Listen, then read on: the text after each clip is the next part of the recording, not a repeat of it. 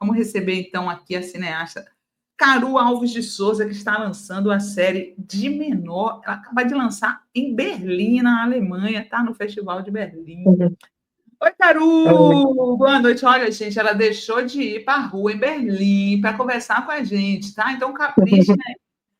Tudo bom, querida? Tudo bem, e você, Sinara? Tudo jóia. Coloca aí o cartaz da série, por favor, Gui. A série, que, como está com estreia mundial em Berlim, está com cartaz em inglês ainda, tá, gente? Underage, de menor, estreou lá na Berlinale. Como é que foi a estreia, Caru?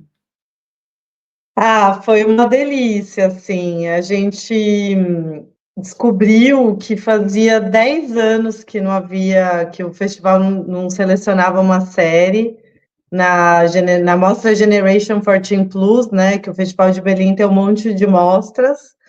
paralelas, né, tem a competição principal e um monte de mostras paralelas. A gente foi selecionado para Generation 14 Plus, que é uma sessão do Festival de Berlim dedicada a filmes feitos ou protagonizados por jovens, né? Ou que tenha temática, enfim, relacionada à juventude. E então fazia uma década que eles não selecionavam séries e a gente foi, enfim, presenteado com essa seleção. Então foi muito legal, foi muito interessante, assim, mostrar, né, essa série para uma plateia gringa, né? Uhum.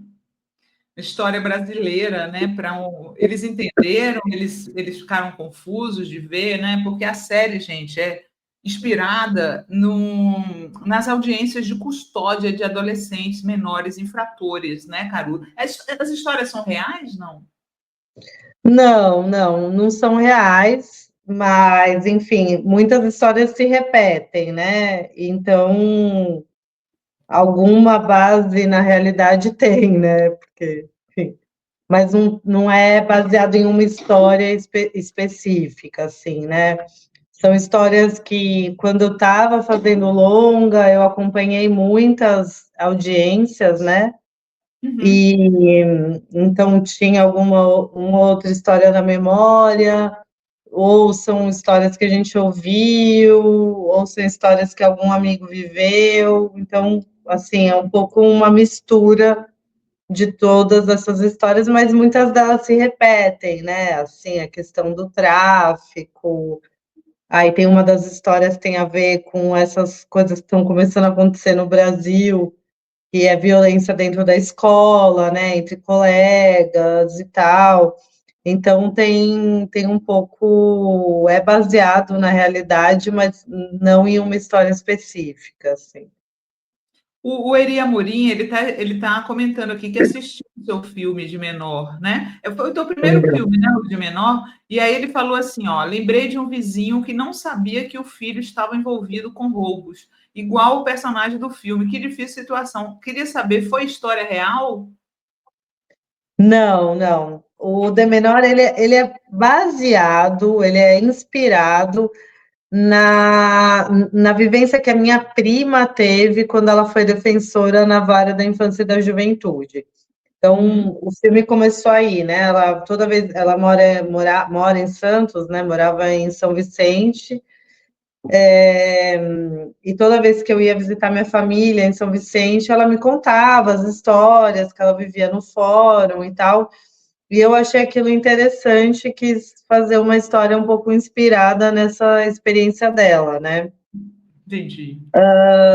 Mas aí a história entre os dois irmãos aí foi totalmente ficção, mas também tem uma base na realidade, né? Porque isso acontece muito, né? Assim, por exemplo, no caso do filme, os irmãos são de classe média, né? E, enfim, cada vez mais a gente vê histórias assim, né? Então, pessoas de classe média que acabam, jovens que acabam infracionando e tal. E aí o de menor, além de ter um pouco das audiências de outros adolescentes aí em situação de maior vulnerabilidade, o foco está na relação entre os dois irmãos, e na série já não. Na série o foco está entre adolescentes em situação de vulnerabilidade, que supostamente cometeram um crime, né? Então, mas as histórias estão muito mais centradas em histórias de injustiças mesmo, né? Entendi. O Gui, solta um teaser da série aí para as pessoas darem uma olhada como que é.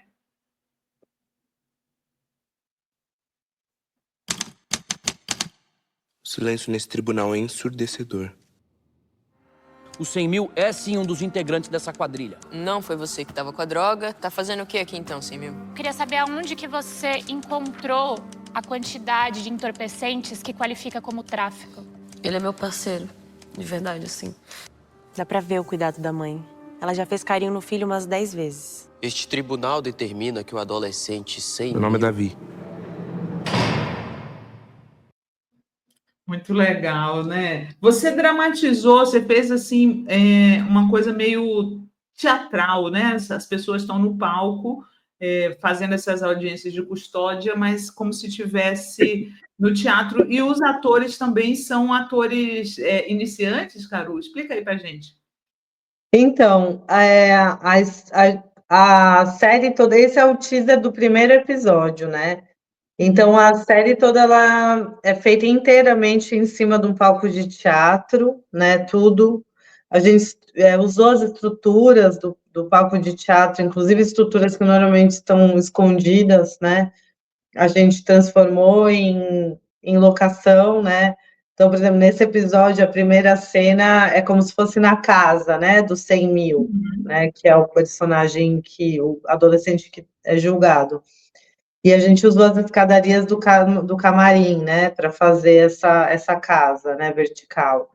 Então ele é todo feito em cima de um palco de teatro, mas a gente não usa diferentes lugares, né, do teatro, assim, né. Então é uma linguagem totalmente não naturalista, né. Todos os episódios, com exceção do sexto, a gente tem um núcleo de protagonista que é composto por 6 atores, 3 atores e 3 atrizes, jovens, né? Já adultos, mais jovens, e eles fazem todos os personagens. E além deles, tem mais em cada episódio um ator ou atriz convidado. Eles são, assim, a metade do elenco trabalhou comigo no meu segundo longa, chamado Meu Nome é Bagdá. Sim. E a outra metade é também de amigos, né, desse elenco que fez o Meu Nome é Bagdá. Eles são jovens atores com experiências distintas, assim, em termos de...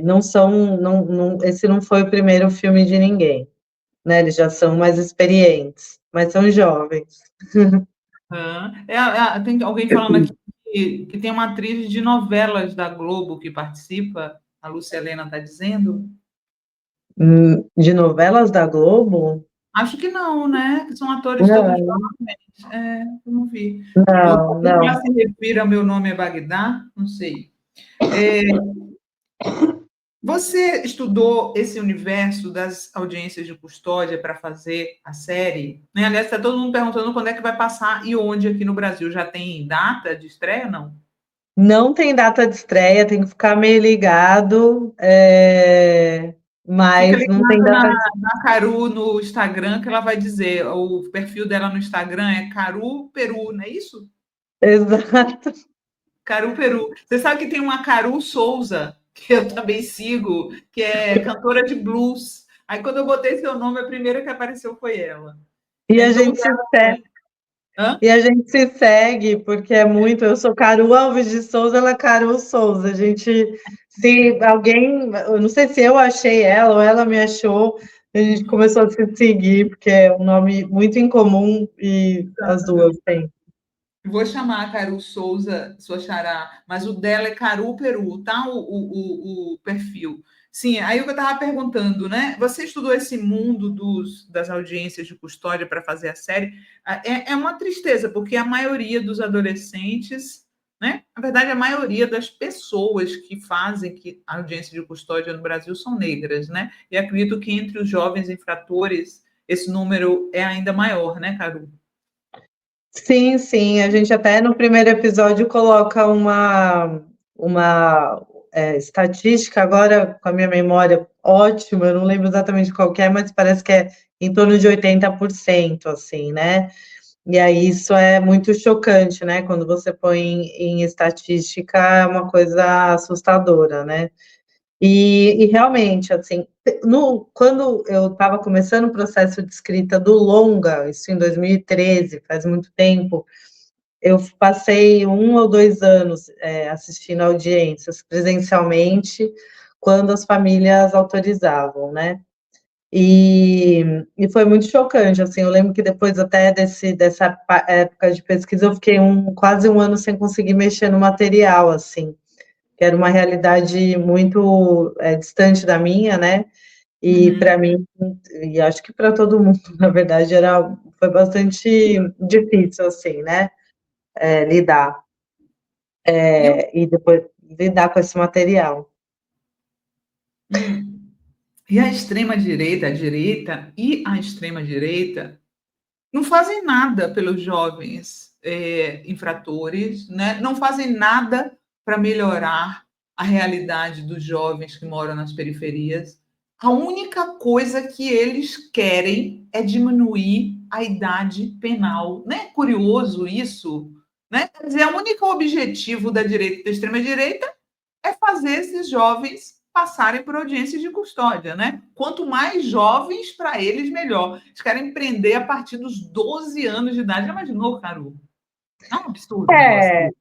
É uma coisa, é uma loucura, né? É uma coisa que eu falo, quer dizer, uma sociedade que trata tão mal, né? Inclusive, quase que tem, né, dizima, né, seus jovens, é uma sociedade que não se preocupa com o futuro, né?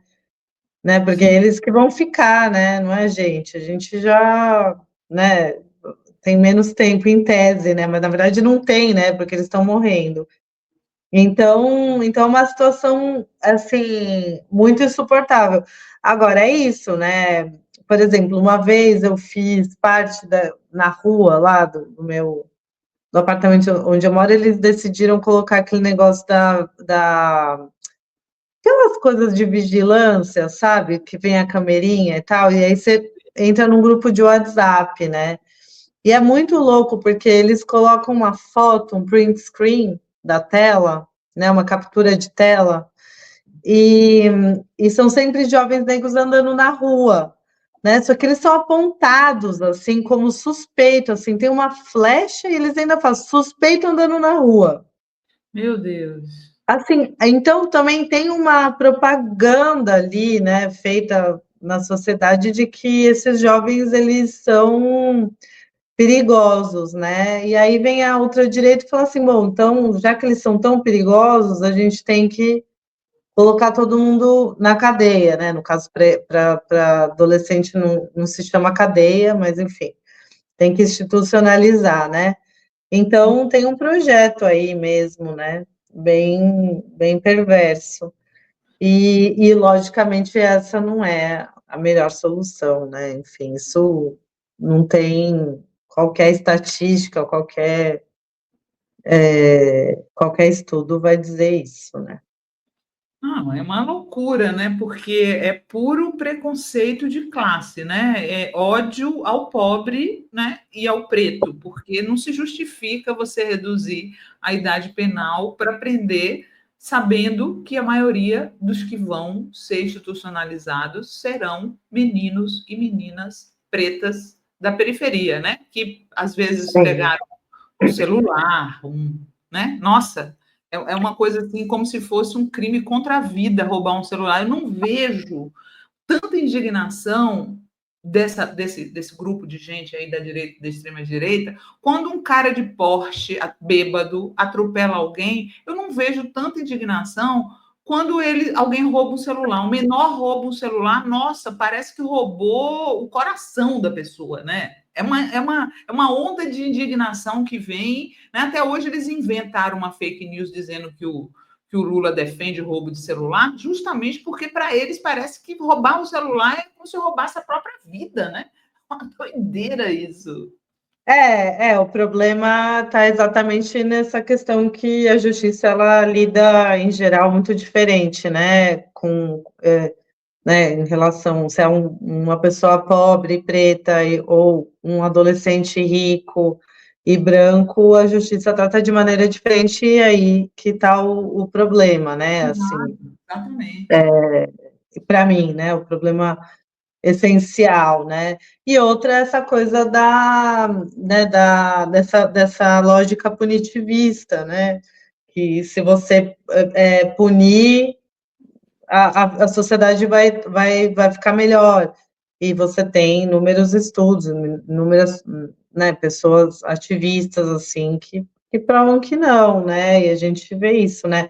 As sociedades onde mais prende gente não são as sociedades mais pacíficas, né? Então, acho que a extrema-direita está num caminho bastante errado aí, né? Mas também faz parte do projeto deles, né? Assim, tá errado, né? Mas eles estão, né, estão indo direitinho lá com a cartilha deles, né? Então, resta a gente não deixar que isso aconteça, né? Você está acompanhando aí de Berlim essa perseguição que estão fazendo ao rapper Oruan, não? Não, porque esses dias estão sendo, assim, totalmente... Porque só eles tô estão agora aqui. indo para cima dos rappers e dos funkeiros, né? Dizendo que Uhum, eles fazem apologia ao crime, né? Na verdade, é uhum, puro racismo e classismo, porque estão lá os uhum, sertanejos, né? Eu estou sempre falando dos sertanejos que fazem apologia ao álcool. Qual uhum. grupo pode fazer uma música que você... Pode olhar as músicas dos sertanejos atuais aí, eles só falam em bebida, em beber até cair, beber, beber, beber. E para a Sim.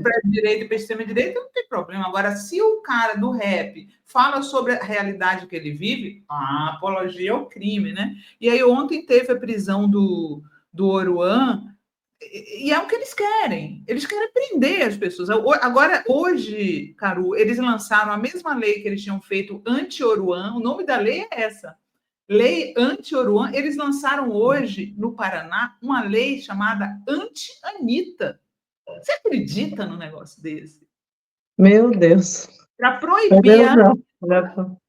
proibir a Anitta de ser convidada para tocar em shows da prefeitura. Que a prefeitura tem patrocínio, sabe? A Anitta vai ser Entendi. porque é má influência. Isso aí eles não fazem com o artista que vem da elite, não fazem, né? Eles fazem com o artista que vem da periferia, né? Então, também ele tem uns códigos morais, e quem não está dentro desses códigos morais, eles... Nossa, eu estava, inclusive, hoje, escutando uma entrevista que falava sobre esse projeto da ultradireita. Eu acho que o nome da teoria é Teologia do Poder, se eu não me engano. Que era justamente isso, né? Você... Né, a igreja, ela tomar o poder, né? E aí a gente tem que viver sob as normas, né, do que eles consideram moralmente aceito, né? Exato. E aí um monte de gente que não pensa igual a eles fica de fora, né? Então é muito contraditório, né, que eles falam as coisas, né? Eles fazem o discurso deles, chamando a liberdade religiosa e de expressão, quando, na verdade, quando eles estão no poder, o que eles fazem é restringir justamente a liberdade religiosa e de expressão. E esse é um bom exemplo, né? Exatamente, né? Não se justifica, né, de jeito nenhum. E a hipocrisia também, né? Eu lembro daquele cantor sertanejo Leonardo que ficou falando que a Anitta como é que fala? Ficava mostrando a bunda. Aí depois pegaram um vídeo do show deles que as dançarinas não estavam com calcinha. As dançarinas estavam dançando sem calcinha. A hipocrisia reina, né? Essa é a verdade, né? E também não é um deles que está sendo acionado por trabalho análogo ao escravo? É ele mesmo, é o próprio. Então, bom, vamos falar de hipocrisia, né? Exatamente. Ó, o Kaká o Ale está falando aqui, ó. Por longo tempo estive envolvida com AKK, envolvida com adolescentes em conflito com a lei no Rio. Conheço bem essa realidade. Estou convencida de que precisamos de políticas públicas focais para esses adolescentes. Sem dúvida, né? Sem dúvida nenhuma. A extrema-direita e a direita nunca gostaram dos jovens pobres, nunca olharam e viram os jovens pobres do Brasil. Costumam fazer o que Bolsonaro adora falar que faz. Caguei para vocês. Eu nunca vi uma pessoa gostar tanto de falar isso, né? Eu acho que todo mundo tem razão. Assim, sem política pública voltada para a juventude, a gente não vai muito para frente, tendo em consideração que essas pessoas, né, em tese, o jovem é o futuro, né? Ele traz o futuro. Então, a gente está matando o nosso futuro, né? Então, complicado. Caru, os seus pais são cineastas, ela é filha da Tata Amaral, e seu pai eu não conheço, a Tata eu conheço. Mas seus pais são cineastas. Em algum momento você pensou em não ser cineasta?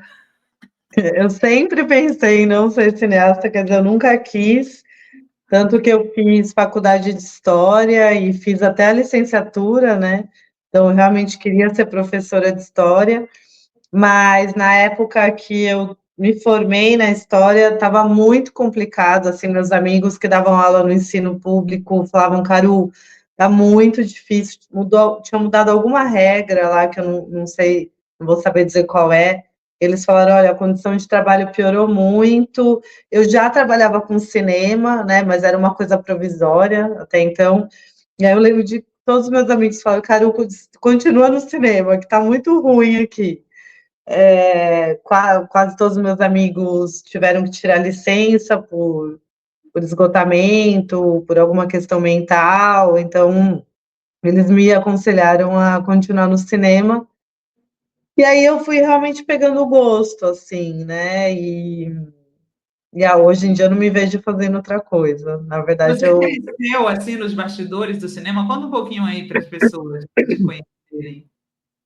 Sim, né, eu sempre estava nas filmagens, né, então, tanto que a primeira vez que eu não fiz faculdade de cinema, né, então a primeira vez que eu fiz um filme foi, em tese, a primeira vez que eu pisei num set como diretora, né, mas eu já tinha muita familiaridade, né, com como as coisas acontecem, porque eu, pelo menos nos curtas, eu acompanhei muito as filmagens. Aí nos longas era mais difícil, porque o longa tem uma complexidade grande, é mais estressante e tal, então eu não acompanhava tanto, mas os curtas eu sempre acompanhei, sempre fiz ponta, fazia figuração, ajudava um pouco, enfim. Então, eu sempre, né, eu cresci com, né, conheço desde muito novinha muitos cineastas paulistanos, né, paulistas, né, cresci com eles, assim, então tenho bastante familiaridade, né, com esse universo, né. Acabou indo, né? A Elaine Matos está pedindo para a gente falar um pouco mais da série, então eu vou pedir para o Gui colocar o segundo teaser que eu separei para a gente exibir aqui, que é do terceiro episódio.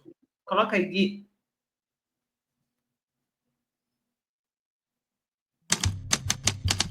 Marceline é uma jovem de 17 anos que assaltou um mercadinho. Não foi isso que aconteceu, tá? É o seguinte, eu quero que você se lembre que eu sou a vítima aqui, tá bom? Mas ninguém nunca fez besteira aqui, não? Não foi culpa da minha filha, tá? Ela foi culpa desse cara. Mas afinal, quem é esse carinha? Se um bonitão ou uma bonitona manda você assaltar um mercadinho à mão armada, você vai? Teu público-alvo dessa série, Caru, são as pessoas jovens? Você pensa em lançar, tipo, na TV Cultura, alguma coisa assim? Sim, a gente, enfim, ainda tá, né, a estreia ainda não está definida. A ideia, com certeza, é passar por um público jovem. A gente aqui em Berlim, né, como está nessa sessão Generation, a gente, a juventude aqui da Alemanha costuma ir nessa sessão, né, e a gente viu que tem uma receptividade legal entre os jovens, né, mas eu acho que também É uma série que eu acho que os adultos também vão ver e vão curtir, vão, né, curtir, eu não sei saber a palavra, mas enfim, vão pelo menos se relacionar, né, de alguma maneira com a série. É uma série que cada episódio a gente usa um dispositivo diferente de linguagem, né? Então esse episódio todo a gente meio que transpôs a sala de julgamento para um programa sensacionalista, né? Então, desses de auditório, né? Então, a juíza é a apresentadora, que também é um pouco baseado em programas que a gente viu que os juízes apresentam os casos, né? Que a gente achou muito louco, assim. E então, cada episódio joga um pouco né, com uma linguagem diferente, com um dispositivo diferente. Mas eu acho que os adultos também vão se relacionar com essa série. Ela não é especificamente para jovem, ainda que aqui em Belém a gente se ligou que os jovens curtem, assim, a série. Você acha que a justiça trata bem esses jovens infratores, de maneira geral?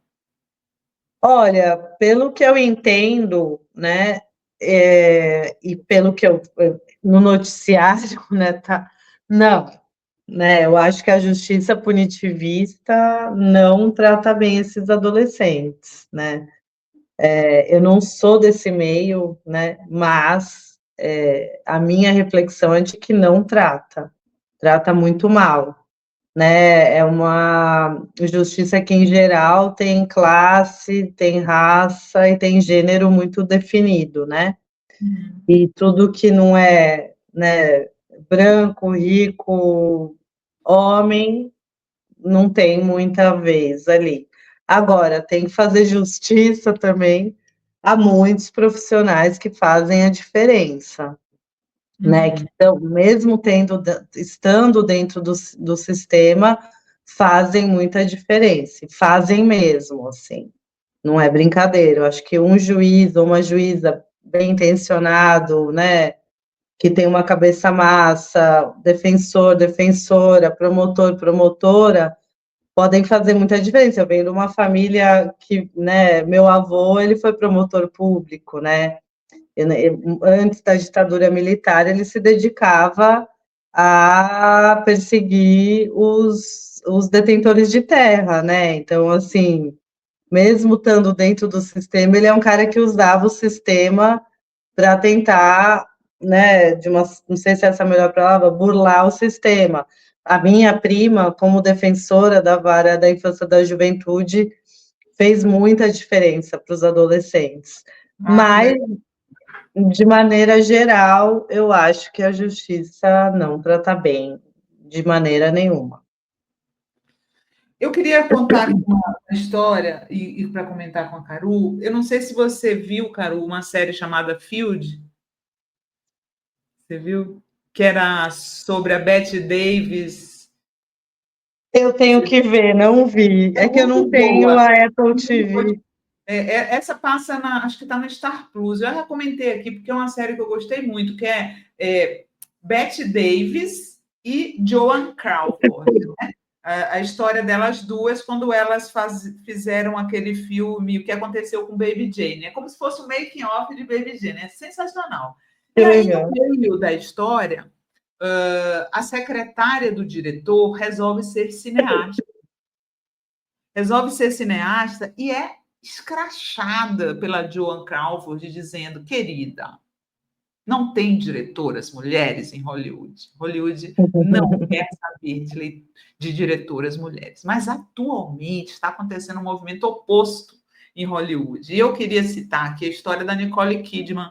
A Nicole Kidman, em 2017, prometeu que iria... Olha só, coloca aí a notícia da acho que é Variety, da Variety aí, Gui, para as pessoas. Ó, a Nicole Kidman trabalhou com 19 diretoras mulheres nos últimos 8 anos. Após prometer que faria isso, as coisas só mudam com filmes feitos por mulheres. Olha isso, gente. É realmente um feito. Eu tinha visto num vídeo e queria comentar aqui com a Caru, que a Nicole Kidman fez essa promessa em 2017 para trabalhar com uma mulher diretora a cada 1 ano e meio. Então, cada 1 ano e meio, ela trabalharia com uma mulher diretora, justamente para empoderar em Hollywood as mulheres diretoras. É muito legal, né, não?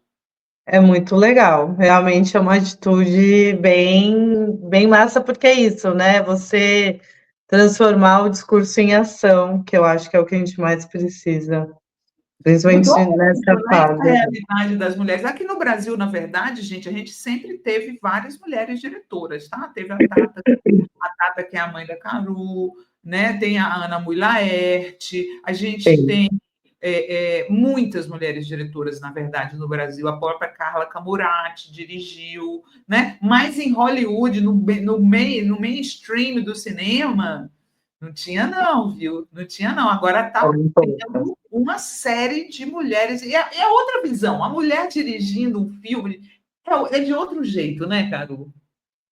Eu acho que pelo menos traz alguma diversidade, né, de olhar, né? Porque eu lembro que quando eu estava...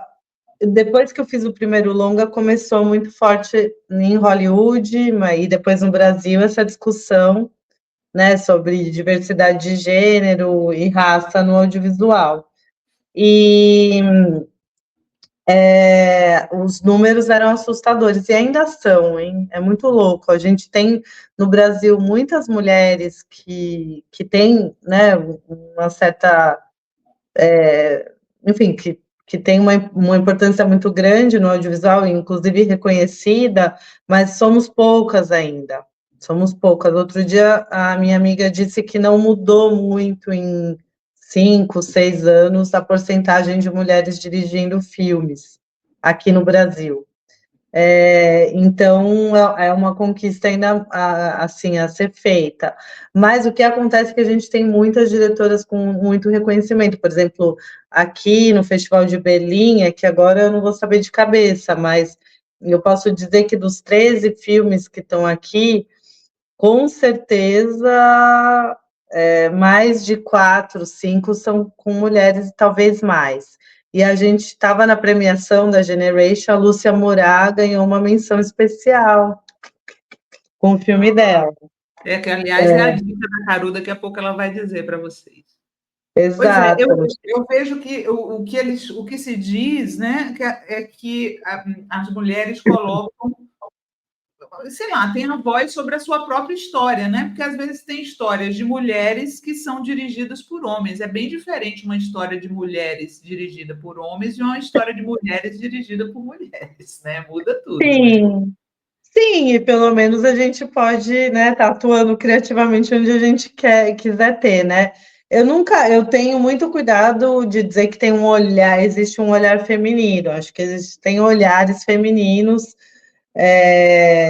diversos, né? Mas eu acho que a gente tem que estar ocupando esses lugares, né? Porque a gente também pode contar nossas histórias, sejam elas com protagonistas mulheres, que isso é importante, né? Que tenha mulheres contando histórias sobre mulheres, mas a gente pode contar também, ter um protagonista homem, enfim, aí eu acho que cada uma tem que fazer a história que quiser. Mas é fundamental, né? Por anos, décadas, as histórias sobre mulheres e os homens que faziam, né? E falando do nosso universo interior. Exato. Eu até fui checar, que eu tinha a impressão, e é verdade, que a Substância é uma diretora, né? É uma diretora. Então, é um filme de terror que adiciona várias camadas de pensamentos feministas ali, né? Que você fica pensando sobre etarismo, sobre como a mulher é vista. Eu acho que não teria a mesma essas nuances se fosse um homem dirigindo, né? Você viu o filme? Não. Eu vi o filme, mas eu confesso que eu passei muito mal. Eu não posso nem dizer que se eu gostei ou não, porque eu passei mal mesmo, assim, fisicamente. Eu não gosto desse. Tem que parar, né? Porque eu vi na MUBI, então eu vi em casa, eu não vi no cinema. Então eu parava e dava uma volta pela casa e dizia, misericórdia, eu não vou aguentar matando aquele filme, né? Eu tive ataque de riso de nervoso o filme inteiro, e eu vi umas reações muito malucas que eu nunca tive, porque eu gritava no meio do filme, eu não aguento mais, eu falava assim, as pessoas do meu lado, shh. Mas eu tinha umas reações que saíam, assim, só que depois, né, eu fui com alguns amigos, e depois a gente sempre sai do cinema e conversa sobre os filmes, né, se reúne num bar e tal, e fica conversando. E muitos homens, né? Muitos amigos homens estavam comigo, e eu falava assim, gente, parece absurdo, mas é muito real. Assim, tudo aquilo que está exagerado no filme é muito real, né? Acontece daquela maneira. Não daquela maneira, obviamente, mas assim, é muito real. Então foi bem assustador ver o filme. Eu não consigo dizer se eu gostei ou não, porque eu passei muito mal, mas é um filme interessante de ver, interessante de ter sido feito. Eu acho, é isso, né? As mulheres fazem muitos tipos de filme, né? Você imagina que um filme desse foi feito por uma mulher? É muito legal, né? Eu sempre falo do Caçadores de Emoção, né? Que foi dirigido, acho que foi anos 90, mais ou menos, pela Catherine Bigelow, e é um filme de ação, assim, e maravilhosamente bem filmado. Ideologicamente, eu acho que talvez ela seja meio complicada, mas ela é uma diretora incrível, assim, né? Ela faz uns filmaços de ação, e é uma mulher. Então, também a gente, como mulher cineasta, a gente tem um pouco esse cuidado de dizer que a gente pode fazer vários tipos de filme, né? E agora, com mais mulheres fazendo filme, a gente vê que realmente, né, a gente é capaz de contar qualquer história. Muito bom. Caru, a gente está chegando aqui no final da nossa prova. Deixa eu só ler os comentários das pessoas. Tem vários comentários para você aqui, ó. Cláudia Souza fala que Chão de Estrelas é da Tata Amaral, não é Céu de Estrelas, que é dela. É Céu de Estrelas, um Céu de Estrelas, Exatamente. André Guimarães, não vamos esquecer de Carmen Santos, que foi a primeira mulher cineasta brasileira, infelizmente esquecida.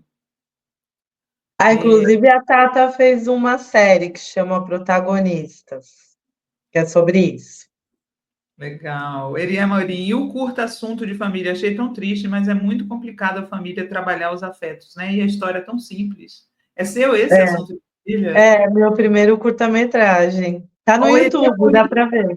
O Eri Amorim está acompanhando sua carreira toda, Garu. Tô vendo.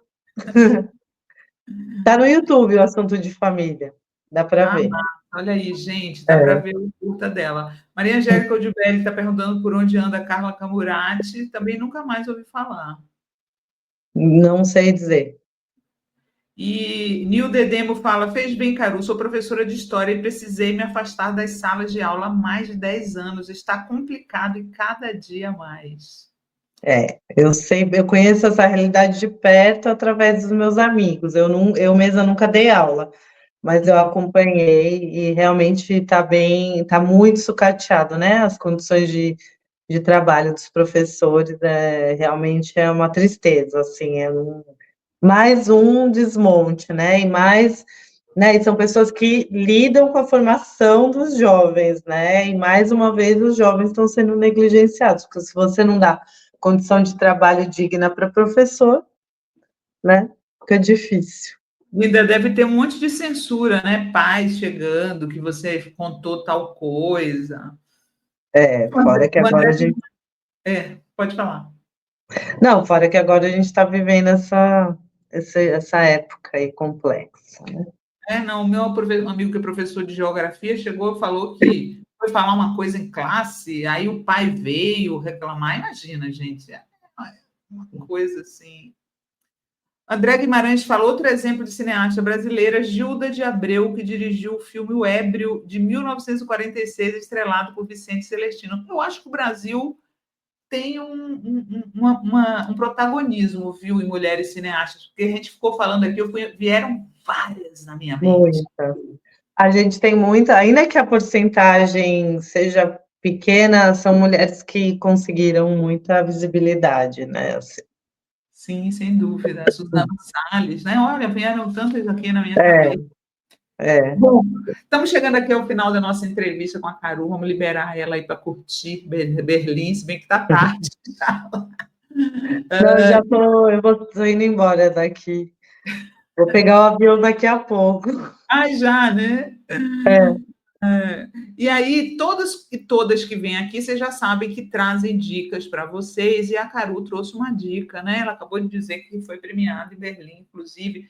Coloca aí a dica da Caru, por favor. Hora do Recreio, um filme de Lúcia Murat. E por que você está indicando esse filme para as pessoas? Eu acho que ele dialoga um pouco com a sua série, talvez? Dialoga muito. Bom, esse filme acabou de ganhar uma menção especial aqui na Berlinale, né? E eu acabei de ver aqui, eu saí muito impactada, assim, acho que é um filme fundamental, que dialoga muito com a temática da série de menor, mas de outra maneira, né? E é um filme muito interessante porque ele amplia as vozes desses adolescentes de comunidade no Rio de Janeiro, e eles dividem com a gente de uma maneira muito franca, assim, as suas angústias, os seus desejos, os seus sonhos, ao mesmo tempo que tem essa camada, né, do racismo, né, do classismo e tal, transversando, não, passando, né, por tudo isso, assim, né. Então é muito interessante. Eu não sei quando vai estrear no Brasil, mas quando estrear, vejam, porque é muito interessante o filme. Massa. Olha, só para a gente terminar aqui, eu peguei que o pessoal estava citando mais cineastas, Tezuka Yamazaki e tal, então deixa eu citar algumas aqui, só para vocês terem ideia: Ana Muri Laerte, Adélia Sampaio, Petra Costa, Laís Bodansky, Helena Solberg, Tata Amaral, Lilian Hallas, Suzana Amaral, Renata Pinheiro, Lúcia Murat, Viviane Ferreira, Sabrina Fidalgo, Eliane Café, Yasmin Tainá, Sandra Werneck, Gabriela Amaral, Daniela Thomas, Sandra Koguchi. Olha, é muita cineasta, e a nossa querida Caru Alves de Souza. Obrigada, querida, pela vinda aqui no programa. Obrigada, e nossa, que honra estar do lado aí dessas mulheres incríveis.